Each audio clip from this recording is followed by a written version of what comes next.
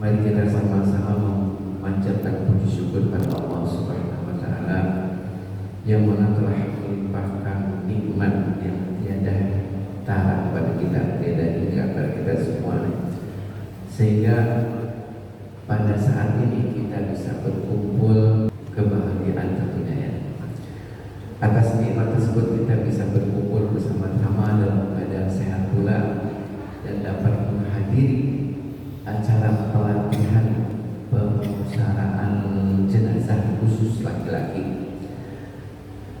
Salawat serta salam hendaklah selalu kita sanjungkan kepada Nabi besar Muhammad SAW, karena beliaulah suri tauladan kita dalam berakhlak karimah, dan beliaulah khatibul Nabi, penyempurna ajaran Islam sebagai rahmatan lil alamin.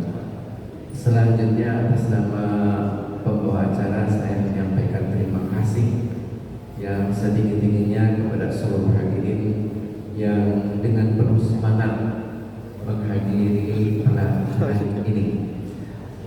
Pelatihan ini pemulasaran jenazah sudah beberapa kali DKM menyelenggarakannya, tapi secara umum, pengajian umum.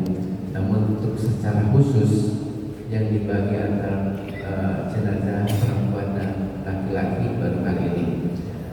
Untuk pelatihan pemusaraan jenazah perempuan sudah kita lakukan beberapa minggu yang lalu. Kemudian untuk pelatihan pemusaraan jenazah laki-laki, insya Allah kita akan lakukan hari ini. Pelatihan ini terselenggara berkat inisiatif dari DKM dan bekerja sama dengan Ciamas IPANI, ya, Ikatan Penyuluh Agama Republik Indonesia. Baiklah, sebagai acara pertama pembukaan, mari kita sama-sama mengucapkan basmalah. Bismillahirrahmanirrahim. Mudah-mudahan acara ini berlangsung dengan lancar untuk Allah Subhanahu wa taala. Marilah selanjutnya acara kedua, agar acara pelatihan ini penuh dengan berkah, rahmat dan ridha Allah Subhanahu wa taala. Mari kita sama-sama dengarkan pembacaan kalam ilahi yang akan dibacakan oleh Ustaz Solihun. Pada Ustaz Solihun, silakan. Assalamualaikum warahmatullahi wabarakatuh. Waalaikumsalam warahmatullahi wabarakatuh.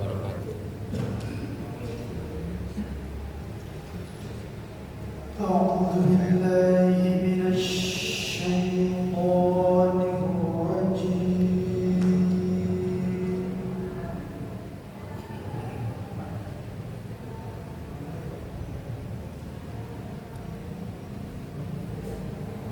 بسم الله الرحمن الرحيم.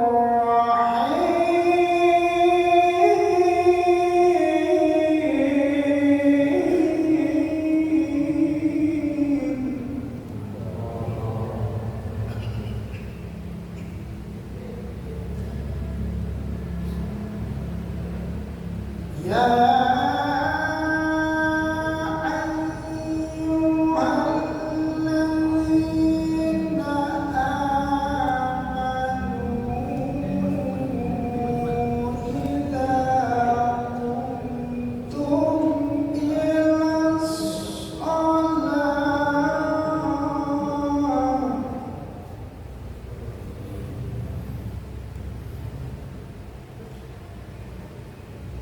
إذا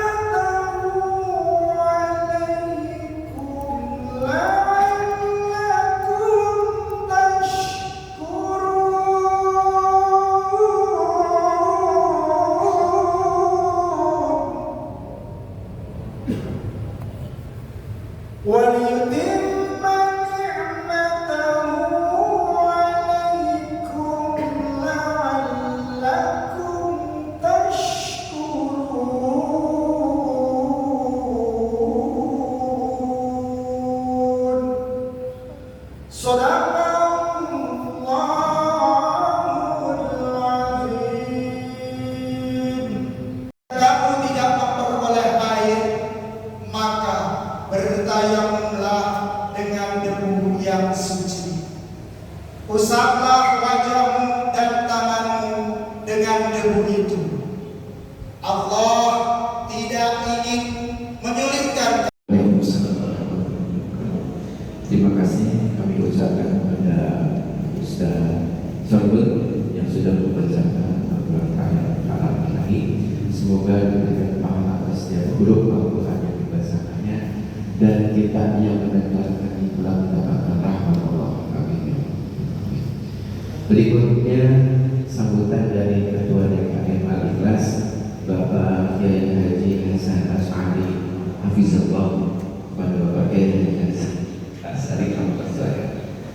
Assalamualaikum warahmatullahi wabarakatuh. Alhamdulillahirabbil alamin. Wa bihi nasta'inu ala umuri dunya wad din. Wassalatu wassalamu ala sayyidil mursalin wa ala alihi washabihi ajma'in. Yang kami hormati Pak Ustaz Abdul Aziz selaku Ketua Bali, yang kami hormati juga Pak Ustaz Abdul Rahim selaku Inspektur pada pelatihan ini. Kami hormati juga Bapak-bapak yang alhamdulillah berkenan hadir menyempatkan waktu pada saat ini untuk sama-sama tetap menimba ilmu yang bermanfaat, ilmu manfaat yang insya Allah akan meningkatkan kita, meningkatkan basyirah kita terhadap Allah Subhanahu wa Ta'ala. Bapak-bapak dan bapak yang kami hormati,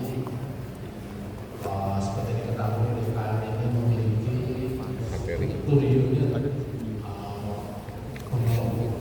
jenazahnya, yaitu pemulasaran jenazah. Tim ini bertugas memberikan pelayanan kepada jamaah dan warga Bukit Asri khususnya dan warga sekitarnya untuk memberikan pelayanan, memberikan pertolongan, memberikan bantuan kepada saudara-saudara kita yang terkena musibah baik itu sakit maupun juga meninggal dunia.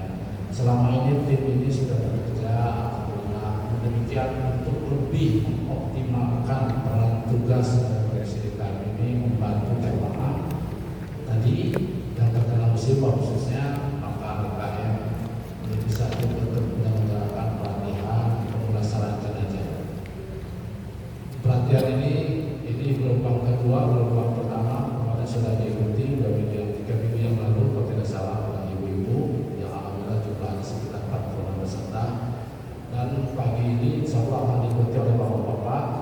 Jumlahnya kita batasi 10 supaya lebih efektif, sehingga diharapkan bagi bapak-bapak yang mengikuti pelatihan ini ke depan alhamdulillah syukur kalau memang nanti berkenan berniat bergabung dengan tim di DKM yang bertugasnya memberikan pelayanan kepada jamaah masjid maupun juga warga sekitar terkait dengan mereka yang mendapatkan musibah tadi, baik itu sakit kemudian juga yang meninggal dunia.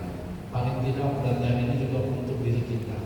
Kalau ada keluarga kita yang memang memerlukan bantuan atau juga ada saudara-saudara kita yang meninggal dunia, maka yang pertama jika akan melaksanakan jenazah adalah tentunya kita sebagai ahli bait atau sebagai bagian dari warga tentunya itu. Nah terkait itu alhamdulillah pada pagi ini pesertanya kan siap semuanya untuk menjadi tim kayaknya. Kalau dilihat dari raut wajahnya sudah tidak pula ingin menolong. Saya tidak panjang lebar, sekali lagi ucapkan terima kasih. Monggo bapak-bapak, pelatihan ini bersertifikat. Artinya memang strukturnya bagus. Jadi ada teorinya dan cukup panjang sampai dengan jam 3 ya, kurang lebih sampai sebelum asar. Jadi kami juga memberikan dengan IPARI ini menerbitkan sertifikat kompetensi bagi peserta dengan catatan mengikuti semuanya. Jadi kalau yang mengikuti sebagian ya maaf tidak diberikan sertifikat. Mudah-mudahan nanti juga mungkin Pak Ustadz akan memberikan sedikit tes gitu ya untuk menguji kemampuan kita. Kemudian yang berikutnya perlu kami sampaikan karena ini DKM keuangan yang terbatas, mohon maaf hanya diberikan sedikit. Jadi siang nanti bapak-bapak pulang saja. Itu lagi jam 1. Sekali lagi terima kasih atas kehadirannya. Terima kasih khususnya Pak Ustaz Abdul Aziz. Terima kasih khususnya Pak Ustaz Abdul Rahim. Mudah-mudahan kegiatan kita mendapatkan rahmat dan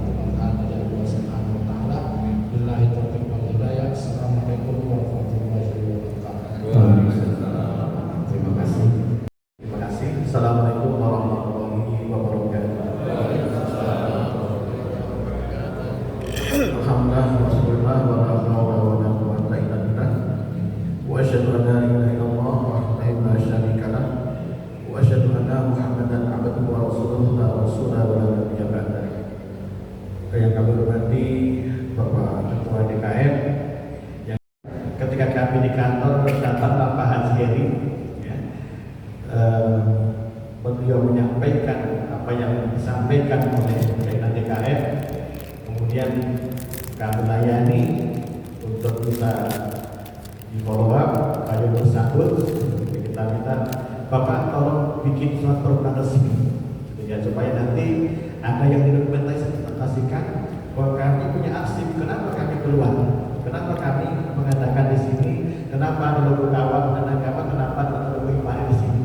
Ya, sehingga inilah wujud nyata pengabdian kami di lembaga pemerintah kepada masyarakat dalam rangka untuk mengadakan satu di antara tugas fungsi pokok kami, yaitu memberikan konsultasi, kemudian informasi, edukasi dan advokasi. Dan dalam hal ini adalah bagaimana kita mengadakan acara pemulasaraan jenazah. Tentunya para peserta yang berbahagia, ketika kita bicara tentang pemulasaraan jenazah atau manajemen jenazah, yang kita bicarakan ranahnya fikih. Tentu hal yang harus dipahami ketika kita bicara fikih itu ada fikih 4 mazhab. Artinya kudu siap dan legowo dengan perbedaan yang ada. Perbedaan itu bukan untuk dipertentangkan, tetapi untuk membangun hasanah keberagaman. Sehingga nanti akan ada suatu saat di mana seseorang bisa menggunakan mazhab A, B, C, D sesuai dengan kondisi yang ada. Ya, tidak untuk saling berpendapat, tidak. Makanya ketika nanti jemaah haji boleh jadi yang bermadzhab Syafi'i tiba-tiba pindah ke mazhab yang lain ketika ada permasalahan yang tidak selesai dengan mazhab tertentu. Jadi kegunaan di sini kita selenggarakan pemulasaran jenazah, boleh jadi nanti kok bidangnya kok begitu ya. Itulah keragaman fikih. Insya Allah narasumber yang kita adakan juga pakar di bidang ini, udah kerjaannya mandiin jenazah, ngurusin jenazah, ya. Jadi udah kayak mandiin bayi saja gitu ya, dengan segala macam permasalahannya. Mudah-mudahan ayah bunda yang ikut, ya kemarin sudah para bundanya, sekarang ayahnya tidak cuma menjadi peserta yang menikmati acara ini, tapi selebihnya membangun keberanian, ya, membangun mental untuk siap. Pertama sebagai camat calon menteri, yang kedua pengurus camat, ngurusin orang-orang yang meninggal. Ini harus punya keberanian, enggak cuma punya ilmu tapi juga punya keberanian. Orang Jawa harus tatak gitu ya, harus kuat mental, tatak, urusin jenazah. Toh enggak semua jenazah dalam kondisi baik-baik saja. Mungkin ada yang tangannya terpisah, kakinya hilang, kepalanya lepas, otaknya keluar, macam-macam. Atau mungkin yang otopsi, atau mungkin yang habis dimutilasi, macam-macam kondisinya. Tanyakan kepada pakar, insya Allah ya. Sehingga kenapa sih pulangnya sampai asal lapangan? Memang lama karena banyak permasalahan lapangan yang perlu diselaraskan di sini. Maka mudah-mudahan dengan hadirnya pelatihan ini semakin menambah minimal wawasan kita. Yang kedua, membangun tim yang solid sehingga nantinya kita juga berharap, saya nanti kalau mati siapa yang ngurusin ya. Kenapa kalau kita mikirin itu kan satu orang yang hidup? Ya, kalau kita tidak meninggalkan ilmu, tidak mewariskan yang benar, siapa tahu nanti yang ngurusin kita bukan orang yang benar. Urus mayat kayak ini motor ya, nggak tahu ilmunya, asal digulung, asal dibungkus, padahal ada ilmunya. Berapa lapis, apa lapisannya, apa, bagaimana, ada ilmunya. Maka dengan belajar ini mudah-mudahan semuanya dipaham. Yang sudah pernah belajar semakin paham, yang belum pernah belajar insya Allah jadi bekal akhirat nanti. Terima kasih. Assalamualaikum warahmatullahi wabarakatuh. Jadi saat ini beliau adalah penyuluh ahli muda di kantor kaum Damaga. Beliau sahabatnya juga sama masih menjabat sebagai ketua PKJT atau Forum Komunikasi Dunia Kamilia, dan juga menjabat sebagai ketua Paguyuban Kamilia. Dan tentunya dengan begitu banyak pengalaman dalam penanganan jenazah, yaitu banyak masalah dan sebagainya, tentunya akan menjadi bahan dalam kita menimba ilmu kepada beliau. Untuk itu sebelumnya informasikan dulu Pak ya. Jadi Nanti pada sampai sesi pertama itu sekitar sampai jam 12.30 dan alhamdulillah peserta yang tercatat pada hari ini itu sebanyak kita berarti sampai 50 orang. Nanti sesi kedua itu pukul 1 dan kita akan mulai lagi praktek, langsung praktek. Jadi sampai setengah 12 mungkin sampai demo, setengah 12 bawa pulang untuk makan siang, dan dimohon untuk tepat waktu kembali di sini pada pukul 1 supaya tercapai sasarannya. Untuk itu kami persilakan pada Bapak Ustaz Abdul Hakim SPDI untuk mulai. Bismillahirrahmanirrahim. Assalamualaikum warahmatullahi wabarakatuh.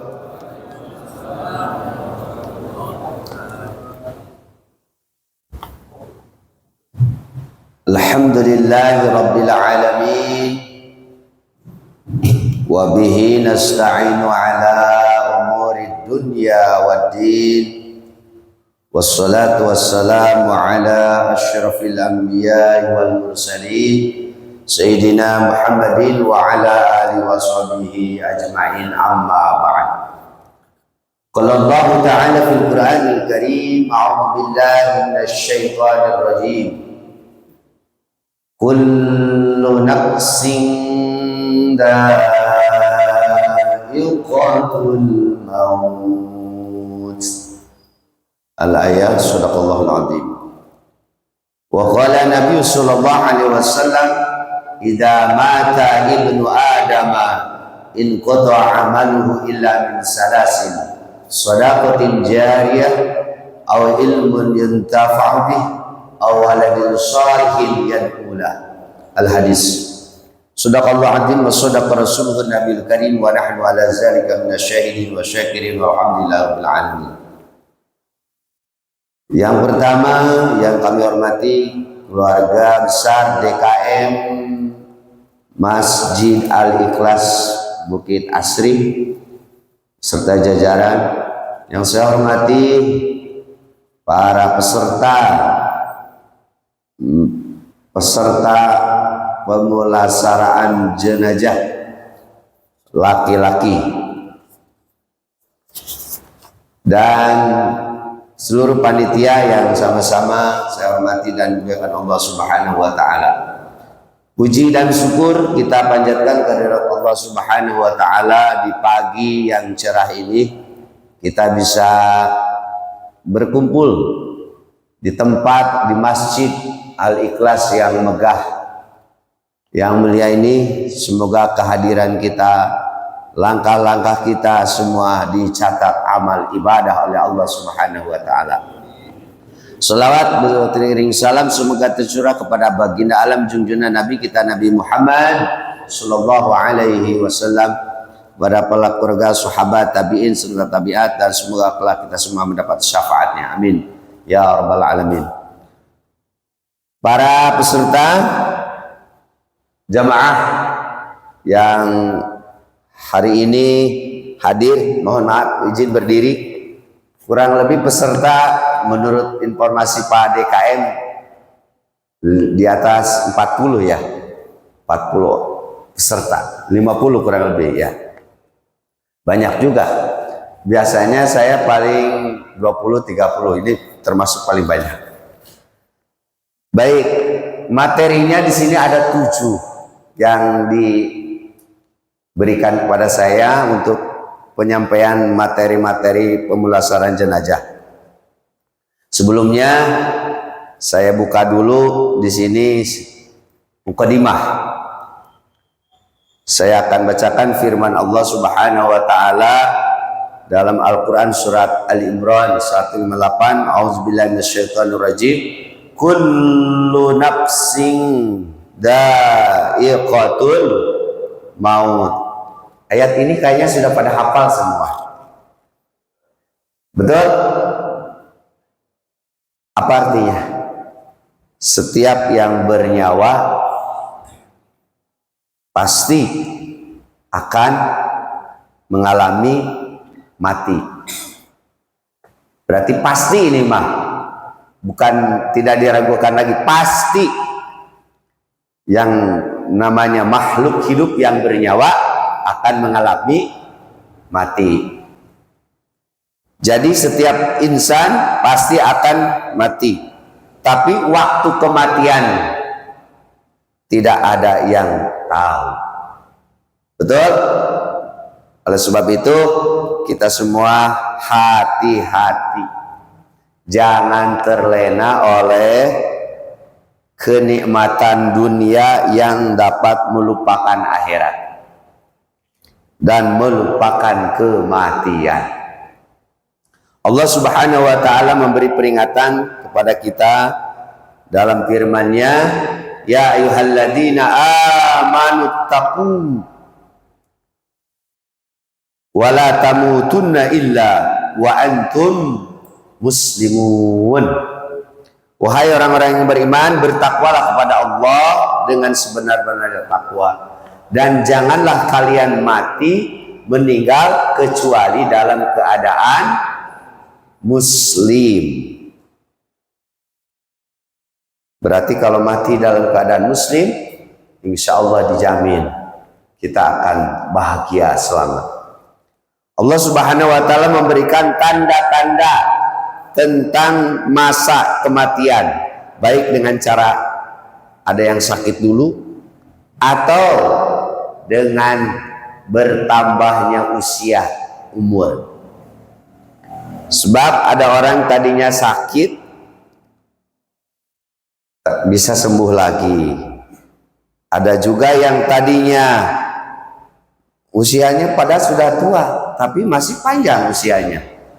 Tapi ada orang yang sehat tiba-tiba esok meninggal dunia. Banyak yang terjadi, segar bugar tiba-tiba meninggal dunia. Jadi itu rahasia. Jadi masa kematian tidak ada yang tahu. Ini adalah isyarat kepada kita jangan melupakan kematian walaupun keadaan sehat. Tapi kita harus benar-benar ingat kepada Allah, melaksanakan perintah Allah, beribadah. Selanjutnya bahwa dalam hadis Rasul dikatakan bahwa hakul muslim alal muslim, hak orang Islam sesama muslim, sesama Islam yang lainnya itu ada 5. Hakul muslim alal muslim khamsun. Yang pertama al-awalu raddus salam. Yang pertama adalah menjawab ucapan salam. Itu hak muslim sesama muslim. Jadi kalau ada bertemu atau bertamu atau berjumpa di mana saja sesama muslim, wajib bukan apa namanya, yang menjawabnya wajib, yang mengucapkan duluan sunnah. Maka yang menjawab salam itu dapat pahalanya lebih besar. Raddus salam, menjawab ucapan salam. Yang kedua, wa'iyadul marid, hak muslim yang kedua adalah menjenguk orang sakit. Nanti diterangkan ada adab kata cara menjenguk orang sakit. Yang ketiga, hak muslim itu adalah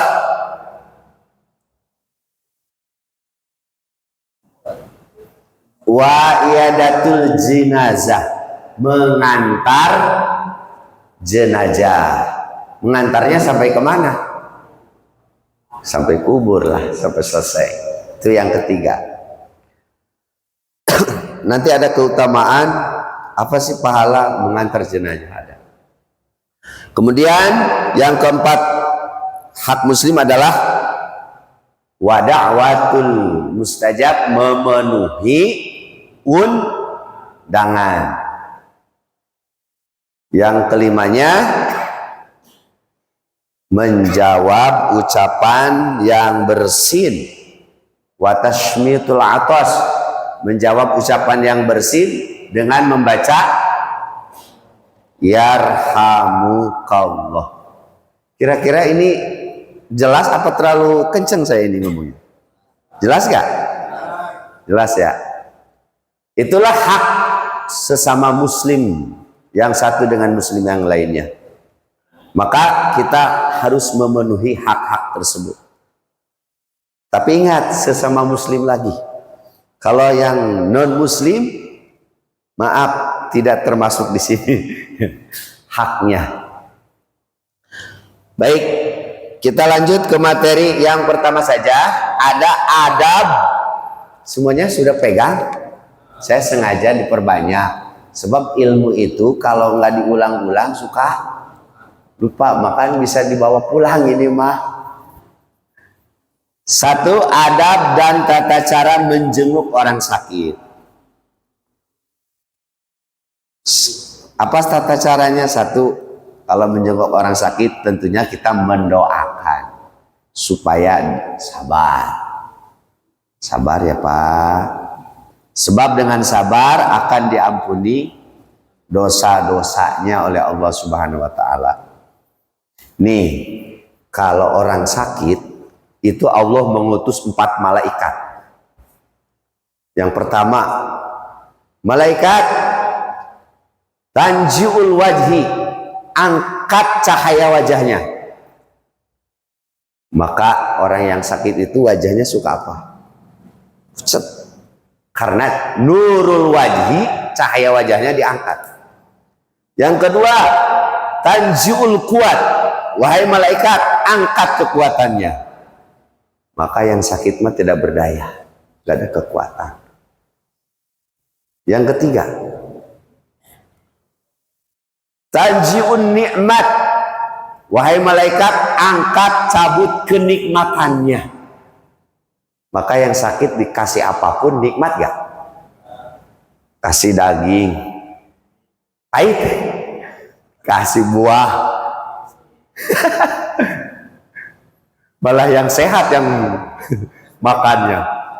Kita kan kalau jenguk yang sakit bawa apa-apa ya, itu yang makannya siapa coba? Yang nungguin yang sakit mah pahit, gak ada rasa karena dicabut itunya, kenikmatannya. Yang keempat, malaikat tanjiul dunub, angkat dosa-dosanya. Yang sakit tuh diangkat dosa-dosanya. Begitu lama dia sabar sakitnya, sembuh lagi lah. Maka ketika sembuh, balikin lagi tuh yang 4. Pertama, nurul wajhi, cahaya wajahnya dikembalikan lagi. Ya kan? Kalau udah segar, nggak pucat lagi.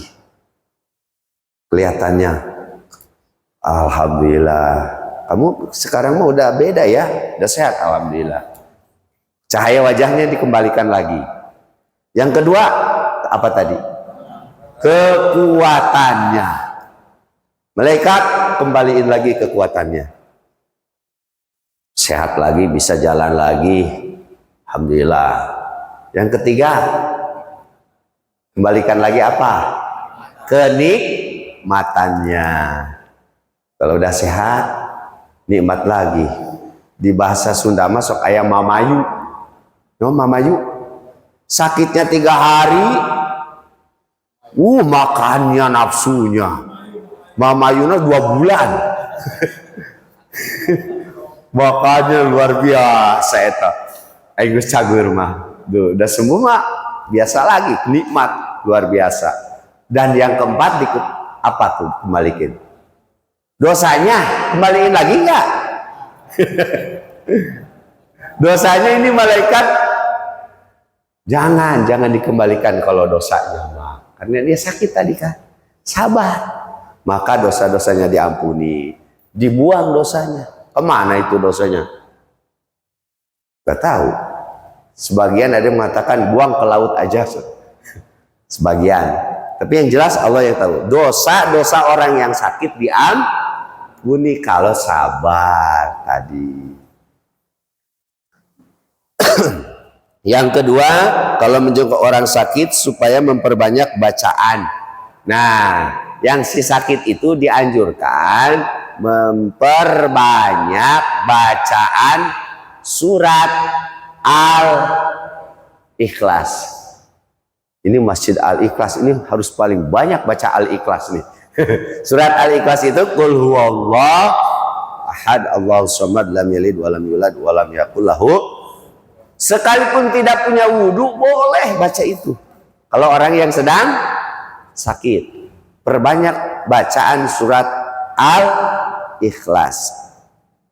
Kalau di rumah sakit Islam suka ada didengarkan bacaan murotal ya, yang sakit-sakit teh. Ternyata di rumah sakit non muslim juga itu di kamarnya suka ada salim, ya kan? Berarti supaya matinya nanti mengikuti dia gitu. Nah kalau gitu di Islam juga dianjurkan banyak bacaan. Bagus tuh bacaan Quran, murotal. Yang sakitnya baca Al-Ikhlas. Itu. Kenapa? Kalau orang sakit banyak baca surat Al-Ikhlas, maka kalau sampai meninggal dia termasuk matinya mati syahid dunia, dicatatnya. Kalau dia sembuh dengan bacaan surat Al-Ikhlas tadi, maka dosa-dosanya akan diangkat, diampuni. Itu jadi kalau menjenguk orang sakit, yang kedua dianjurkan Pak, Bu, perbanyak baca surat Al-Ikhlas gitu aja. Sekarang mah yang sakit main HP, TikTokan lagi sakit, YouTuber. Jadi begini di rumah sembuh nggak tuh sakitnya? Sakitnya sembuh tapi dosanya nggak diangkat. Yang ketiga, kalau biasa yang sakit itu diobati, ya sesuai kalau ngikutin dokter lah, sesuai penyakitnya. Kalau mau diobati dokter, kalau mau diobati secara syar'i, syariat Islam, dibacainlah bacaan surat Al-Fatihah, Al-Ikhlas, Al-Falaq, An-Nas, ayat kursi sampai beres, atau suka dibacain Yasin yang sakit teh. Tujuannya apa? Kok yang biasa kalau yang sedang sakit suka dibacain Yasin, ayat Quran, meringankan rasa sakit yang dirasakan orang tersebut. Jadi meringankan, mempermudah. Nih saya kasih kunci rahasia lagi. Ada orang sakitnya sudah bertahun-tahun, kadang-kadang berbulan-bulan di tempat tidur gak kemana-mana. Makan sudah kurang masuknya. Nah, saya pernah mengalami kejadian seperti itu, dipanggil, Pak Ustadz, ini saya anaknya udah nggak tahan ngurus ini. Emang kenapa? Sudah nggak masuk air pun, makanan pun. Terus kayaknya ini supaya cepat, ada nggak katanya? Supaya cepat apa kamu? Supaya cepat mati. Waduh, nggak boleh begitu. Ya tetap kalau mendoakan mah biar sehat. Enggak Pak Ustadz, ini kelihatannya kayaknya udah nggak bisa apa-apa lagi ini mah. Saya cek dulu, kaki sudah benar emang nanya, udah nggak ada reaksi. Tangan juga begitu. Tinggal kelihatan di ini nih, tenggorokan, kayak ngorok gitu. Mata sudah nggak bisa. Berarti yugorgiri kalau bahasa itu sedang napasnya itu tinggal tenggorokan dan itu berarti tanda-tandanya sudah dekat kalau begitu. Tapi dicek dulu di kaki udah nggak bisa gerak ini, tangan juga, tinggal di sini. Nah saya kasih, kumpulin keluarganya, baca Yasin udah Pak Ustadz, tapi masih lama juga ini. Ini, waduh, saya kasih yang ini aja ya. Coba, kita namanya juga syariat ya. Bukan saya menyuruh cepat-cepat, bukan. Karena yang punya nyawa bukan saya. Itu malaikat, ada petugasnya. Allah menentukan kapan waktunya. Kita hanya syariat. Bacain surat Ar-Ra'd kata saya. Surat Ar-Ra'd dalam Al-Quran kalau nggak salah surat ke-13 ada. Surat Ar-Ra'd, satu ayat. Jumlahnya 30 ayat kalau nggak salah itu. Dibacain, tapi dengan tertib, ikhlas semuanya. Setelah Ar-Ra'd itu si airnya kalau dia mau minum boleh masukin atau dielap ke seluruh tubuhnya. Si air bekas baca Quran yang tadi kita dielap aja. Insya Allah itu tujuannya meringankan si sakit yang sedang sekarat agar dipermudah. Benar Pak. Malamnya informasi Pak sudah tiada. Nah, syariat bukan saya menyuruh cepat-cepat, bukan. Surat apa tadi? Ar-Ra'd. Kalau sudah kelihatannya parah. Ketiga udah ya, yang sakit diobati secara medis boleh. Kalau mau secara syar'i tadi bacaan ayat Quran tadi seperti bacaannya. Doa menjenguk orang sakit. Allahumma mujhibal ba'si isfi anta syafi la syafi'a illa syifa la yughadiru saqaman. Itu megang. Mana yang sakitnya? Ini nih kaki, baca Allahumma mujhibal ba'si isfi anta syafi la syafi'a illa syifa. Itu kalau menjenguk mendoakan orang yang sakit pakai bahasa Arab, doanya Allahumma muzhibal ba'si isfi anta syafi la syifa illa syifa la yughadiru saqaman. Nah minimal kita baca doa itu. Atau kalau bahasa Sundanya ya Allah semoga diangkat penyakitnya gitu. Semoga disembuhkan kembali orang yang sakit ini. Boleh pakai bahasa Arab atau pakai bahasa yang dimengerti oleh kita. Ya, itu tata cara yang pertama, adab menjenguk orang sakit. Sampai sini dulu. Cukup. Dilanjut yang kedua apa? Tuntunan menghadapi sakaratul maut. Oh tadi ya. Saling memaafkan dan berwasiat. Kalau yang sakit ketika sedang sakaratul maut dibimbing bacaan kalimat tauhid. La ilaha illallah. Itu bacaannya cukup itu saja. Kalau sudah tanda-tanda mendekati sakaratul maut dibimbingnya kalimat tauhid atau kalimat tahlil la ilaha illallah. Kalau yang sedang sakit itu bisa mengucapkan sekalipun pelan cukup udah kalau dia bisa mengikuti. Jangan dikecor. Jangan terus dikasih, jangan. Udah biarin aja. Nah, kalau bisa yang sakit perhatikan jangan sampai ditinggalin sendiri, khawatir ketika tidak ada yang tahu, ketahuan udah nggak ada padahal.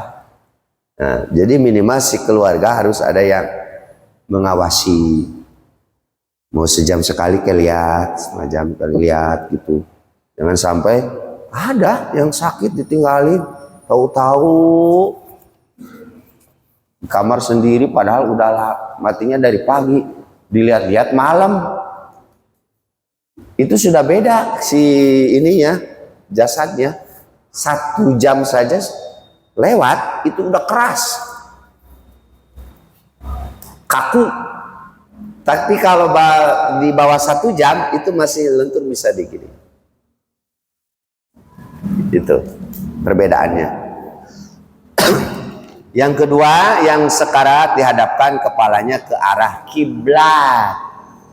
Kalau yang ketahuan sedang sekarat, diusahakan kepalanya menghadap apa?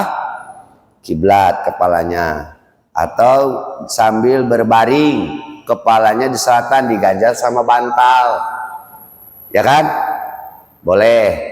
Di kepalanya di sana kayak orang sholat, diganjal sama bantal agak tinggi gini. Kalau dia masih bisa. Atau kepalanya di sebelah selatan. Di mana itu? Utara. Boleh seperti itu juga. Jadi boleh kepalanya di sana, boleh di selatan tapi diganjal. Biar si wajahnya, mukanya itu menghadap kiblat. Kemudian sambil didekatkan bacaan atau didengarkan bacaan surah Yasin. Gitu. Biasanya umumnya di kita mah paling suka Yasin aja ya. Yasin dibacain. Kemudian yang ketiga, apabila matanya melotot, pernah menyaksikan yang matanya melotot? Caranya gimana, Pak? Kalau masih hangat, masih belum lama, diusap itu langsung bisa. Bacanya Bismillahi wa ala millati Rasulillah. Allahumma ftah li ruhi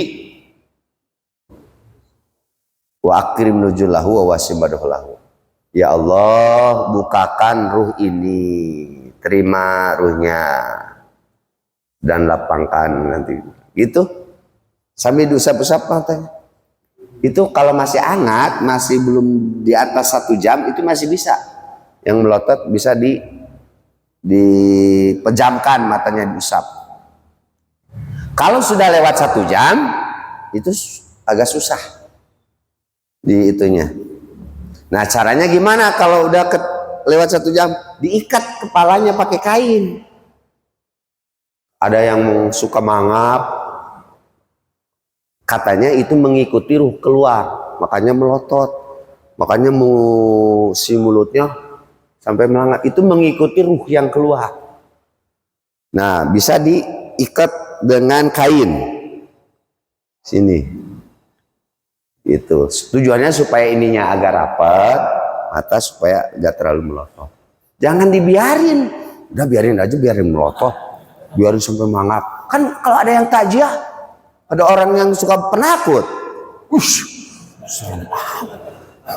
balik lagi, Sionun, gitu. Jadi itu caranya sama keluarga. Ayo cari kain, ikat. Itu yang ketiga. Kemudian yang keempat, ditutup badannya dengan kain yang bersih. Tutup, menghadapkan ke kiblat ya. Kiblat itu berarti kalau orang kakinya di mana? Ya, kepalanya sana. Tuh, kalau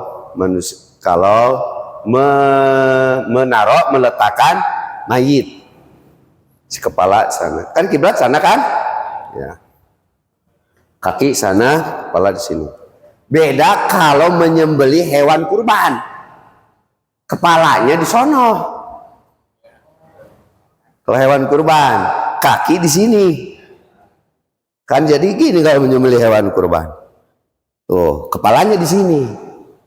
Kaki sebelah sana. Kalau mayit manusia, kepalanya di sini, kaki itu perbedaan. Jangan disamain kayak binatang. Harus dibedain. Cara meletakkannya. Jelas? Itu yang ketiga, kepalanya di mana tadi? Ditutup sama kain yang bersih.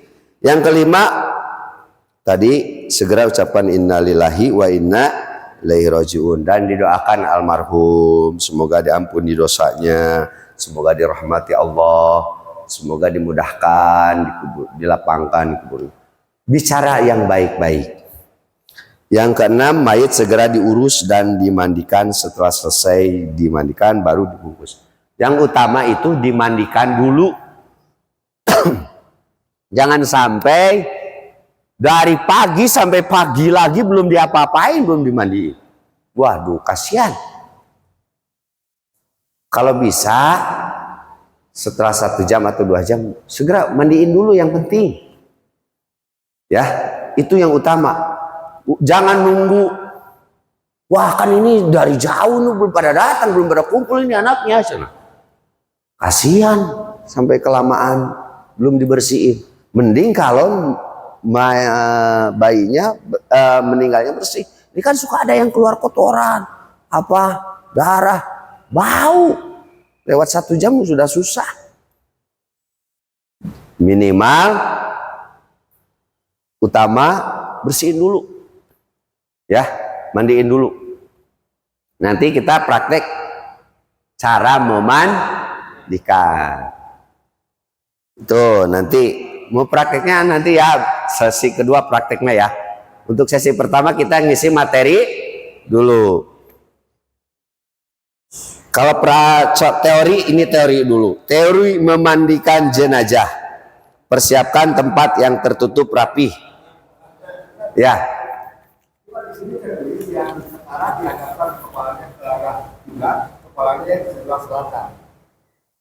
Itu salah kali ya. Saya tulis saya. Kepalanya diganjal. Mana itu? Selatan mana? So utara sana. Kepalanya di sana.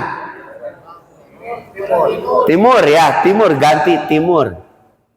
Kepalanya boleh begini nih, kayak orang sholat, begini nih.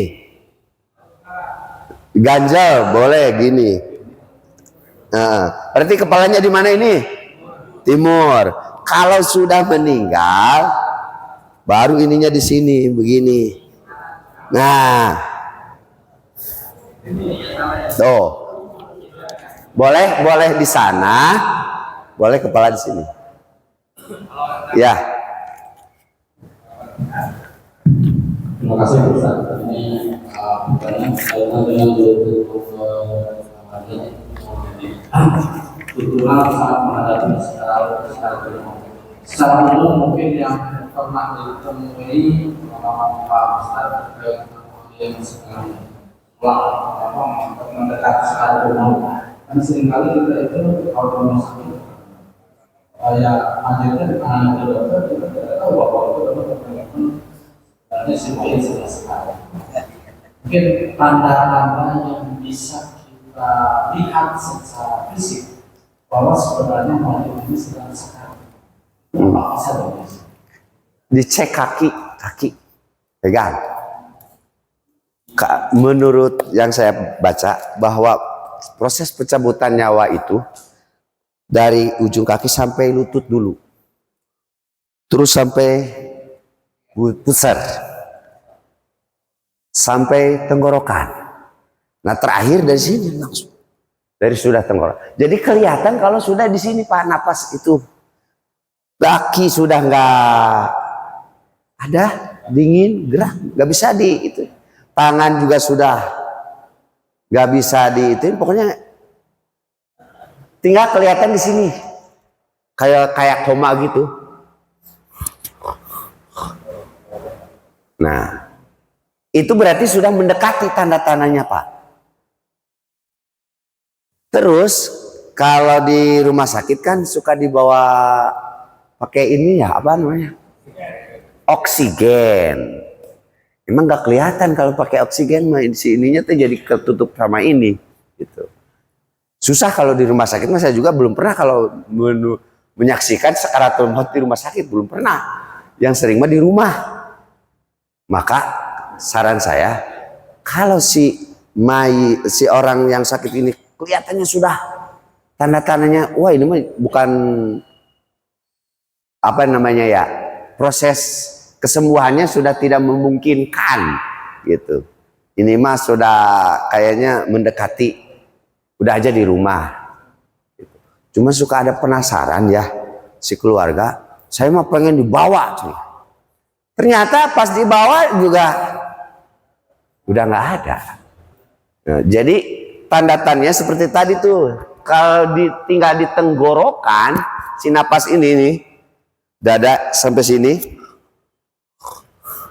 ini sudah nggak ada, ini udah nggak ada. Berarti sudah mati sampai sini. Nah itu tandanya sudah mendekati. Kalau orang yang sudah seperti itu, maka dibimbinglah dengan kalimat tadi, la ilaha illallah di telinganya. La ilaha illallah. Jangan diajak ngobrol yang lain. Jangan dikasih pembicaraan selain kalimat la ilaha illallah. Sebab seluruh ucapan si keluarga mayit itu terekam, kedengar. Dia mah telinga mendengar sebetulnya. Cuman mata, mulut sudah nggak bisa mengucapkan. Sekalipun dia misalkan pas kita bacain la ilaha illallah, dia mulutnya ini balem baik, nggak apa-apa, telinga mah mendengar. Jadi saran saya proses yang kalau di rumah sakit dengan di rumah itu beda. Saya juga kalau di rumah sakit itu saya nggak bisa apa-apa. Karena bagiannya dokter itu mah, pihak rumah sakit. Yang sering saya saksikan itu kalau di rumah. Caranya seperti tadi. Seperti itu Pak, mungkin yang bisa saya jawab sementara. Ada lagi?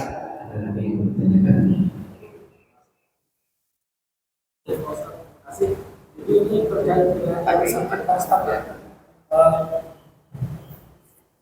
Masih. Ya, sakit itu kan tetap wajib sholat ya maksudnya. Oh iya. Biasanya kalau sakit juga banyak pada kasus sakit terus dia junub gitu.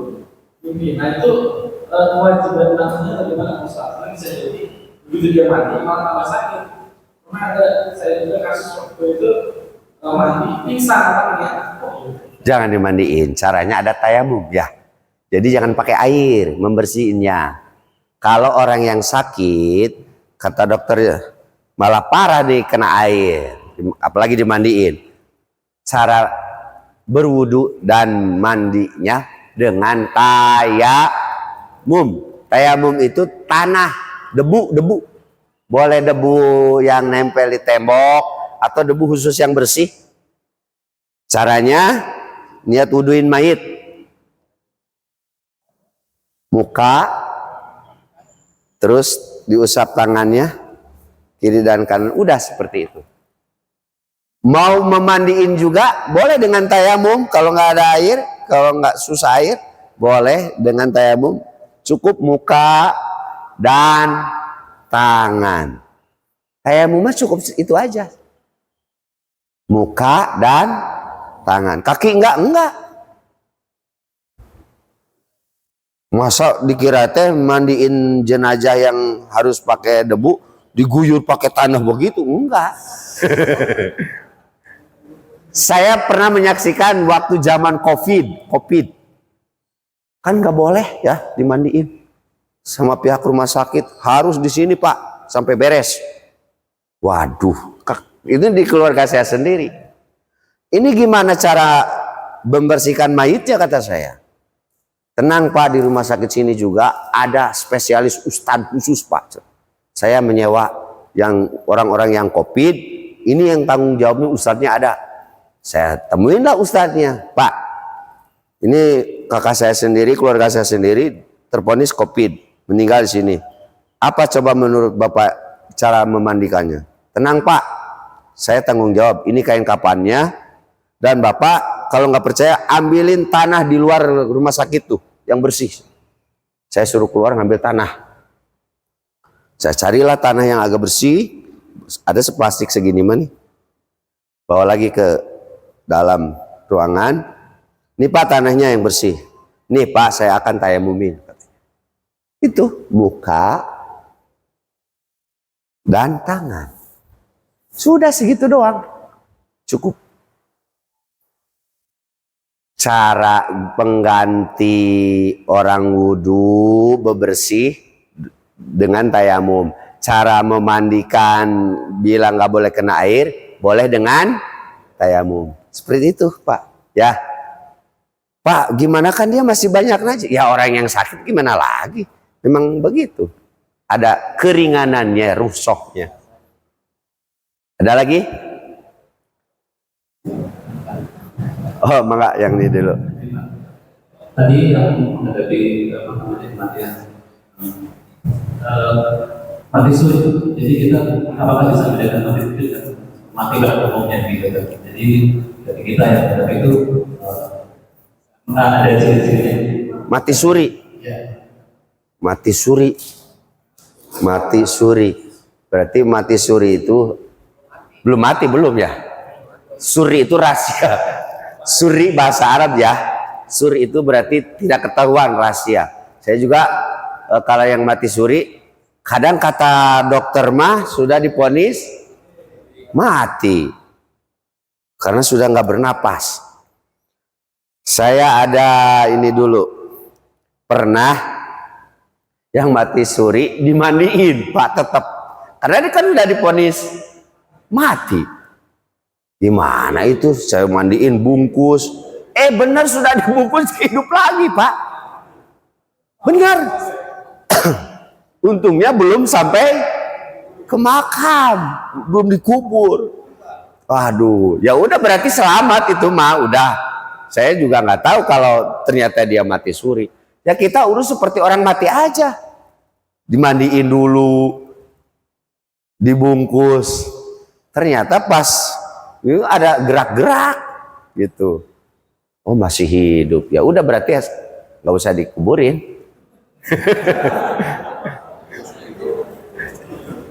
Nah, karena kita itu mah bukan ranah kita kan, orang mati di kondisi sudah mati gitu. Gimana lagi gitu saya ya, kalau sampai dia bangun itu mah ya udah berarti nggak usah dikuburin, udah seperti biasa lagi hidup. Bangunnya pas dikuburin. Bukan ranah saya itu kalau sudah masuk kubur mah. Kalau sudah masuk kubur mah kita secara zahir aja menghukuminya. Kalau menghukuminya zahir itu kalau divonisnya sudah meninggal, dokter juga menyatakan begitu, ya sudah. Nah, gimana lagi?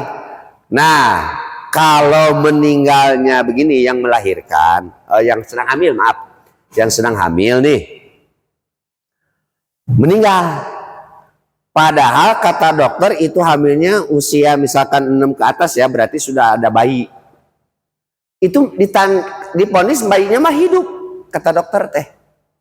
Tapi ini si ibunya sudah dikubur. Nah, di mana tuh? Gali lagi. Harus. Karena si bayi di dalam perutnya, janinnya masih hidup. Maka harus digali lagi. Dikeluarkan oleh dokter yang ahlinya. Janinnya. Jadi boleh si mayit digali lagi kalau di dalamnya ada yang bayi masih hidup menurut kedokterannya. Kondisinya masih hidup itu bayinya, boleh digali. Kedua, mayit boleh digali lagi kalau belum dimandiin. Langsung dikubur weh katanya ini mah. Ternyata belum dimandiin. Gali lagi boleh. Tiga, si mayit boleh digali lagi kalau membawa benda berharga.